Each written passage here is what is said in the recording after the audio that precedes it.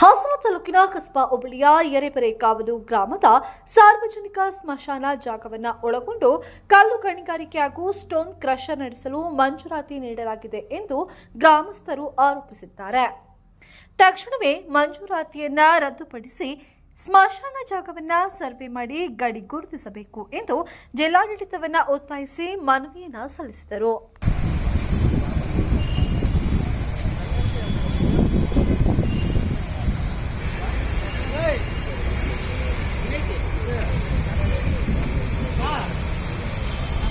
ಕಳೆದ 1 ವರ್ಷಗಳಿಂದ ಎರೆಬೆರೆಕಾವಲು ಗ್ರಾಮಕ್ಕೆ ಯಾವುದೇ ಹಕ್ಕುಪತ್ರಗಳು ದೊರೆತಿಲ್ಲ. 1 ವರ್ಷಗಳಿಂದ ಅಪ್ಲಿಕೇಶನ್ಗಳನ್ನ ಕೊಡ್ತಾ ಇದ್ದೀವಿ. ಗಣಿಗಾರಿಕೆ ಅತಿ ಹೆಚ್ಚು ಮಟ್ಟದಲ್ಲಿ ನಡೀತಾ ಇದೆ.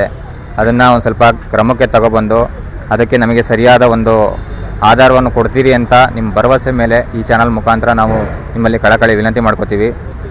ಇಲ್ಲಿ ಗಣಿಗಾರಿಕೆ ಬಂದು ಕಳೆದ ಒಂದು 20-25 ವರ್ಷದಿಂದ ಗಣಿಗಾರಿಕೆ ನಡೀತಾ ಇದೆ. ಅದು ಈಗ ಅತಿ ಹೆಚ್ಚು ಜಾದಿಯಾಗಿದೆ.